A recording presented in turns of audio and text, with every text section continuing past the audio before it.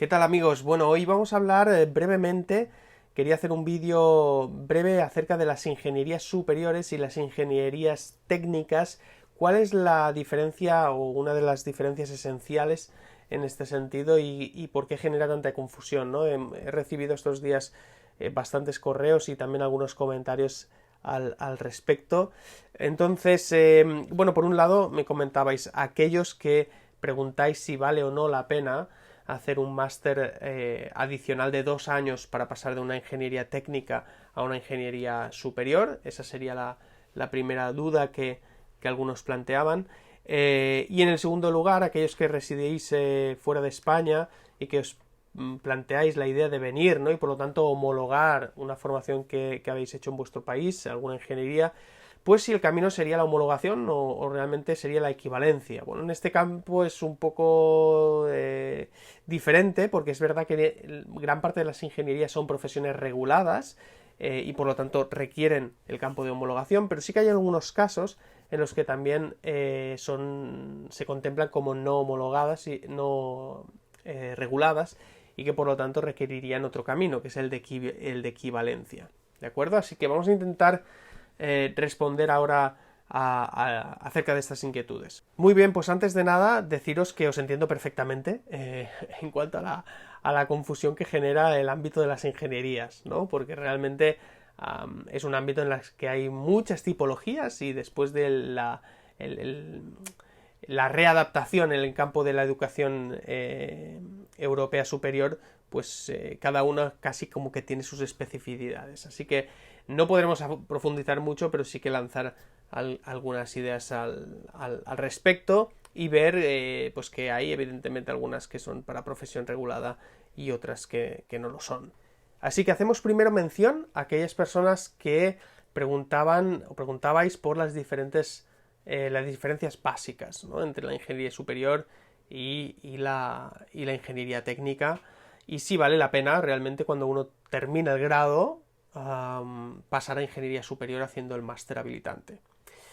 Bueno, en primer lugar, sí que tengo que mencionar que antes no había esa distinción, ¿no? Como ya sabéis muchos, entre una ingeniería superior y una ingeniería técnica, simplemente había una ingeniería, pero realmente lo que se hizo ya hace algunos años fue cambiar a lo que antes eran los peritos, pasarlos a ingeniería técnica, ¿no? Esa sería un poco la idea, dicho muy llanamente y muy simplemente. Podéis encontrar muchísima más información para entender cómo hubo este cambio, ¿no? Pero esa sería un poco la idea, ingeniero técnico con diferentes especializaciones.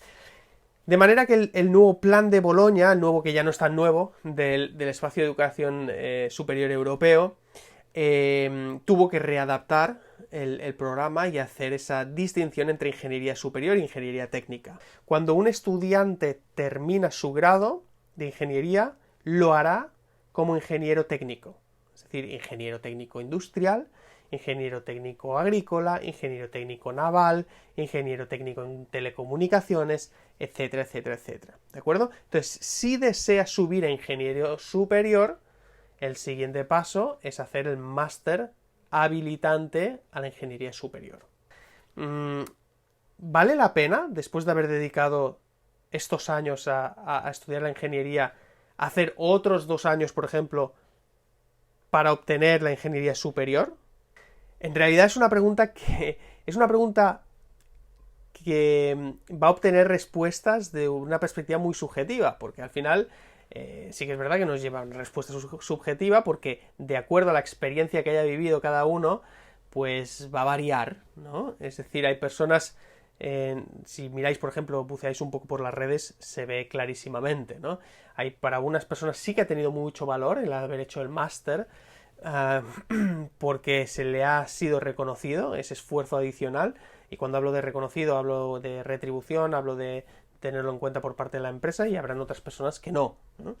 Ahora bien, de forma objetiva sí que hay algunas diferencias o algunas, vamos a llamar, ventajas de realizar la ingeniería superior, ¿no?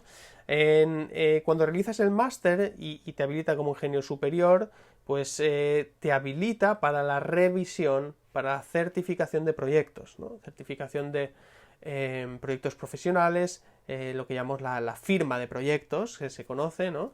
Después tienes la parte de empleo, internacional, información, agencias de colocación, esto es una parte de servicios, ¿de acuerdo? Atención colegial, seguros, servicios jurídicos, asesoramiento jurídico colegial, como decía, y otros servicios, ¿no? Biblioteca, publicaciones, servicios de comunicación, etc. Pero básicamente lo más relevante o más comentado por los propios ingenieros es que realmente con esta titulación pues vas a poder firmar proyectos y dirigir obras y hacer peritaje. Entonces, como decía, hay personas que lo que comentan es que, bueno, sí que es verdad que vas a poder alcanzar, o sea, si haces el máster, vas a poder firmar proyectos, pero resulta que al final un 5% son las personas que firman proyectos después con la ingeniería superior. Realmente muchos dicen que el porcentaje es bajo, ¿de acuerdo? Entonces lo que decía, hay personas que han apostado por ello, pero que luego comentan que aunque han dedicado todo ese esfuerzo, pues en su empresa no se lo han sabido compensar y que las tareas que realiza las pudiera haber realizado perfectamente con una ingeniería técnica y a lo mejor esos 2 años haberlos dedicado justamente a buscar empleo y hacer carrera en el empleo. Así que esto es una cuestión que está ahí, pero que depende, como decíamos, de la experiencia personal de cada uno, ¿no? Otros pues apuntan justamente que sí que sirve, pero para reforzar la parte de currículum, ¿no? La parte curricular, que no, en ocasiones, pues a la hora de acceder a una posición, a un rol en la empresa, pues les ha servido, pero evidentemente hay para quienes no ha sido útil o no ha sido un valor diferencial, ¿no? También comentan que las asignaturas en el grado, vamos a llamar que son más teóricas, eso como parte positiva, y que en el máster realmente se centran más en la parte experiencial, en la parte más práctica. Y entonces en ese sentido sí que ha tenido valor. Otros, en cambio, es justo el contrario. Es decir, que el máster al final lo que ha hecho es una revisión de aquello que ya habían visto en el grado y por lo tanto, académicamente hablando, pues no les ha repercutido demasiado. Así que opiniones y todo esto lo voy volcando por justamente haber leído experiencias, ¿no?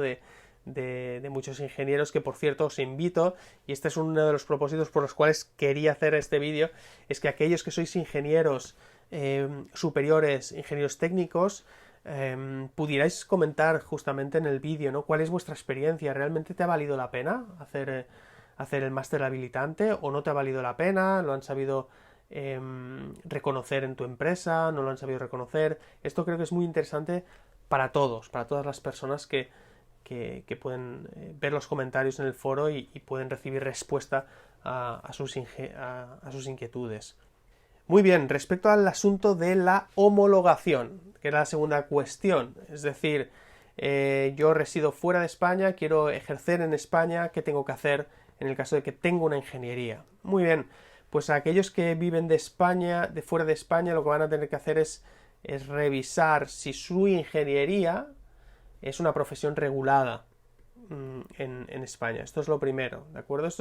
Yo os voy a dejar el enlace del Boletín Oficial del Estado con la orden en los comentarios para que podáis chequear de nuevo si tu ingeniería es una ingeniería regulada en España o no lo es, ¿no? Entonces, ¿qué ingenierías requieren máster habilitante? Porque si tu ingeniería es una ingeniería regulada, recordad que el proceso es el de homologación. Si lo que buscas es homologar una ingeniería a ingeniería superior en España, sí o sí va a ser necesario, además del proceso de homologación, realizar el máster habilitante. Entonces, muchas personas lo que dicen es, bueno, en ese caso, lo que quiero hacer es, aunque yo tenga una ingeniería superior en mi país, es homologar, pero sin hacer el máster habilitante y que me concedan la ingeniería técnica superior. Es posible, lo que se hace justamente es ver toda la currícula, toda la malla curricular, los contenidos, equipararlos de acuerdo a lo aprobado por el Consejo General de Universidades y ver si realmente casan a nivel de contenidos. Y si no, evidentemente no se otorga la ingeniería superior y quedaría un grado por debajo con una ingeniería técnica. por favor, si alguien tiene este caso porque ya ha hecho el proceso, sería muy interesante que también lo pudiera comentar. Por lo tanto, profesiones reguladas, lo primero, tenemos que verlos si lo son o no lo son. Y en ese segundo caso, si no lo es, pues el proceso a seguir será el de equivalencia. Muy bien, entonces de las reguladas, ¿qué ingenierías requieren máster habilitante? Porque es verdad que no todas, aunque el proceso sea el de homologación, requieren máster habilitante.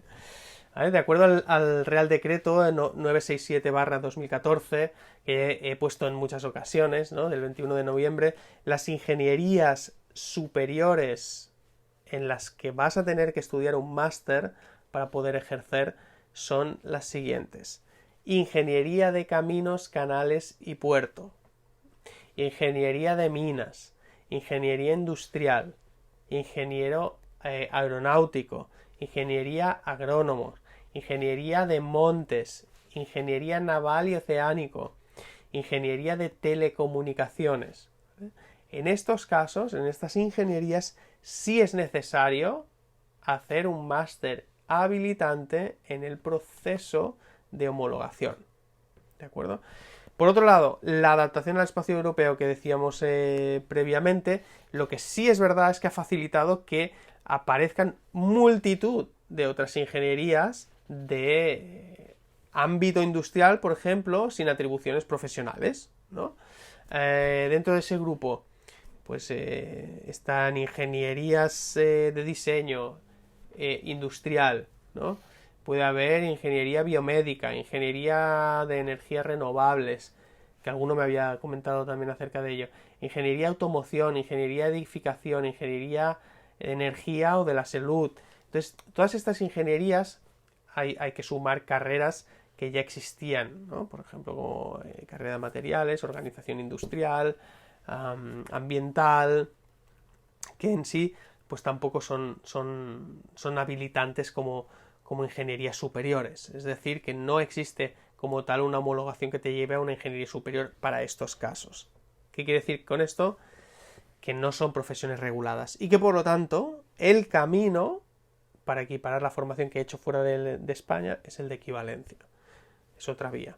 ¿De acuerdo? Bueno, espero al menos como mínimo haber hecho pensar un poco, porque realmente el campo de las ingenierías es todo un reto y sobre todo eso, ¿no? Quería hacer este vídeo muy breve, pero para que también podáis colaborar, podáis poner vuestras experiencias también y vuestro comentario acerca de cuál ha sido la ingeniería que tú elegiste, cuál ha sido tu experiencia y si ha valido la pena o crees que vale la pena o no vale la pena hacer en este caso un máster habilitante. Así que nos vemos en el próximo vídeo. Un saludo.